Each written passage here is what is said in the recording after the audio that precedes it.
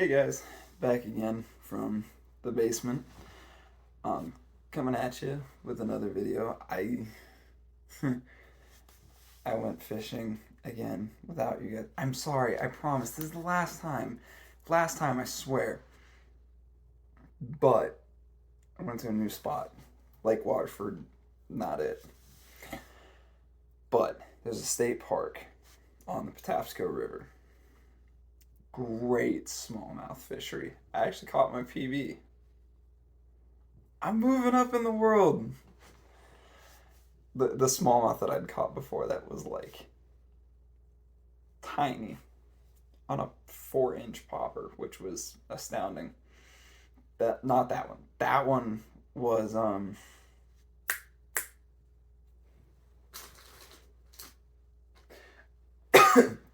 don't know. I got the package somewhere.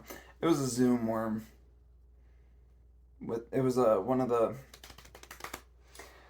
it was one of the greenish brown ones with the chartreuse tail. Anywho, today I thought I would go over some of my top. Let me see here. I'm gonna go with top 5 largemouth lures for summertime. Yeah. So, in no particular order, let's crack into it. So first up, I want to say, just because this one's pretty universal, is just your standard 4 3/4, 5-inch, whatever you want to call this, paddle tail swim bait. I believe this particular one is made by Rage Swim. It's a Rage Swimmer. I've had a lot of success with these. I absolutely love these. They've got great action.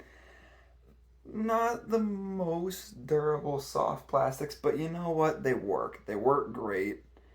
And if you want to spice things up a little bit, take some. I don't know if I have the bottle on me. I think I do. It's in here. One sec.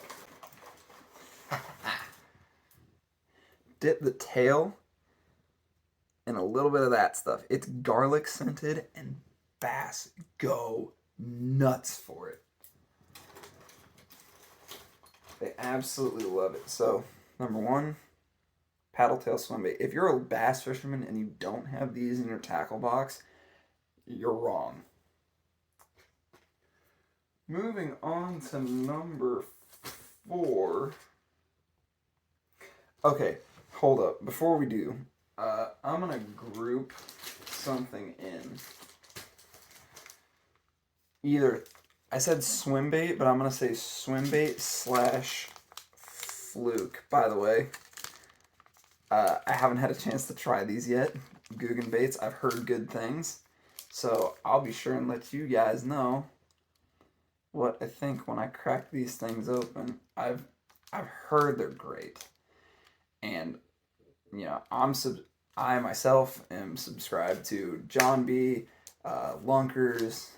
I think I'm subbed to Lake Fork guy. If I'm not, what am I doing with my life? But I'm subbed to several members of the Guggen Squad, and they make really cool content too. So if you're subscribed to me, go subscribe to them if you're not already, because they do the same kind of stuff that I do. They've just been doing it way longer, and they're way better at it. So, I'm gonna slot these in as like a 4.5, because they work great too. Number 4, I'm gonna go with a Swedeless Skirted Jig.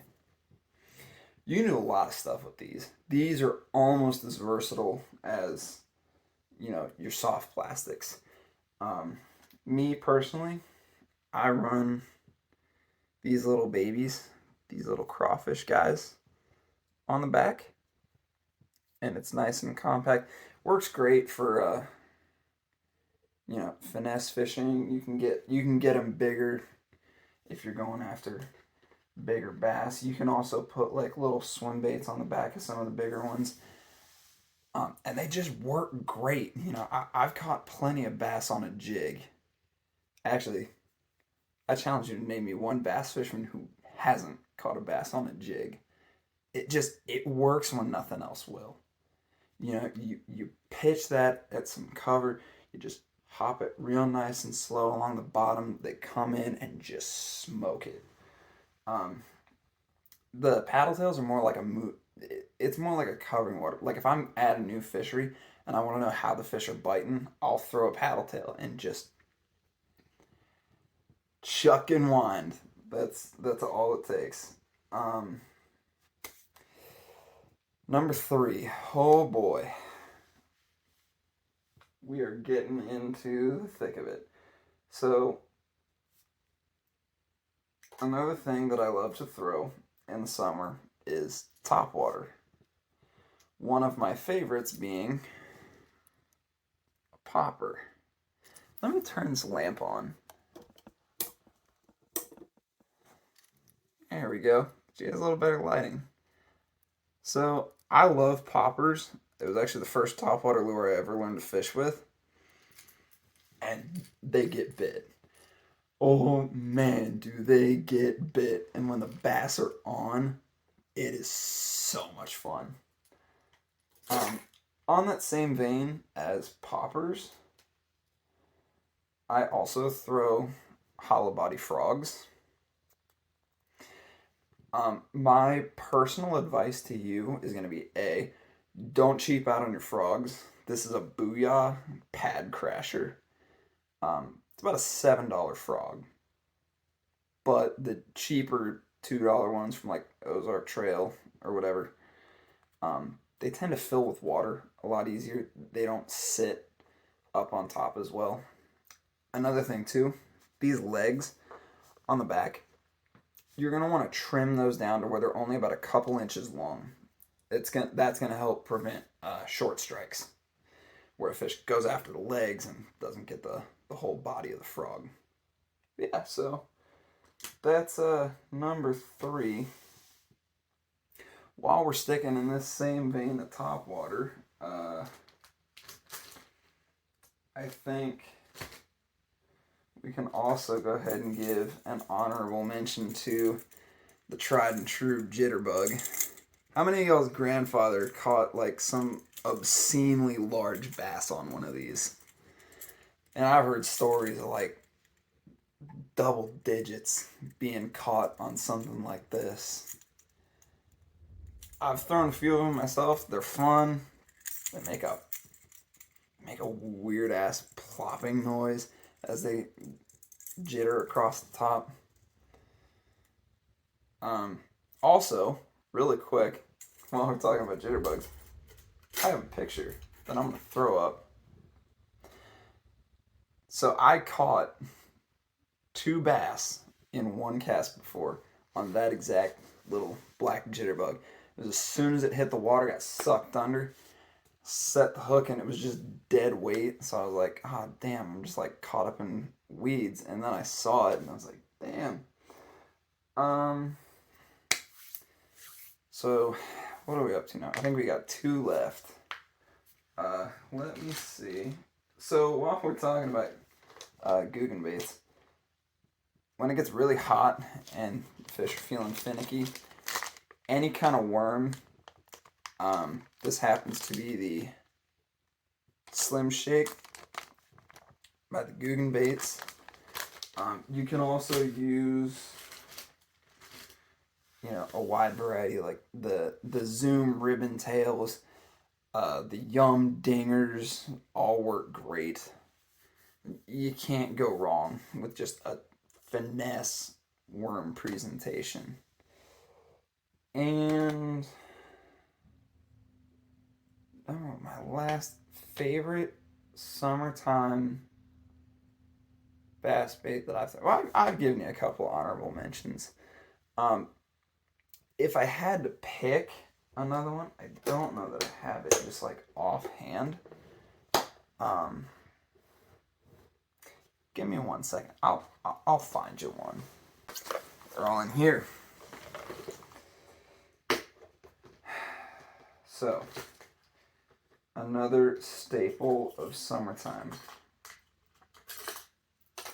is anything with a blade. Whether it's a spinnerbait, a chatterbait, or a buzzbait. I'm going to group them all and call them bladed lures. I actually love these. This is a little like 1/4 ounce spinnerbait that I bought out of a bargain bin at Walmart. You laugh, but not this exact spinnerbait, but this exact model or type, whatever, caught me a nice little chunky 2-pound bass in the rain when nothing else worked. So keep spinnerbaits, keep bladed baits in general in your bass box. This buzzbait is not a great example. I only bring it out to show you that. So on a lot of these topwater lures, you get short strikes. So you'll add a trailer hook. I heard guys tell you like 1 in every 5 fish they catch will be caught on that trailer hook. So it's pretty vital to have. It's not a requirement, but it's generally a good idea. And I've saved my favorite bladed bait for last. The Z-Man original Chatterbait. So this exact setup, I think it was this exact color too. Color, weight, everything, even right down to the little 2.5 inch, 3 inch trailer on the back of it. This is what landed me my biggest largemouth bass ever. On this beautiful, I didn't have a scale at the time, 6.5, 7 but I would bass. bet my lunch money that fish New was TV. every bit of 5, Right 5.5 pounds. I mean, it was a She's gonna big bite bass. Me, I can tell. But I'm not a pro at guessing weights, so Oh, there she goes. leave your guesses in the comments if you agree with me or not. Beautiful. And that about covers it. Those are my go-to summertime lures. I know it kind of sucks that I'm giving this to you as summer's drawing to a close, but I haven't had consistent enough results in fall and winter to feel like I can give you a competent list of good baits to use in those situations. I mean, the spinner baits still work great. Spinner baits will work pretty much year round. Because in the fall, you let them sink a little further, and then you just run those deeper weed edges where those fish are going to be when the water temps start to drop. Another good thing to have is anything small and subtle like this. Run it on a drop shot rig if things get tough, or I don't have a pack of Yum Dingers with me. Basically a Senko. Wacky rig a Senko.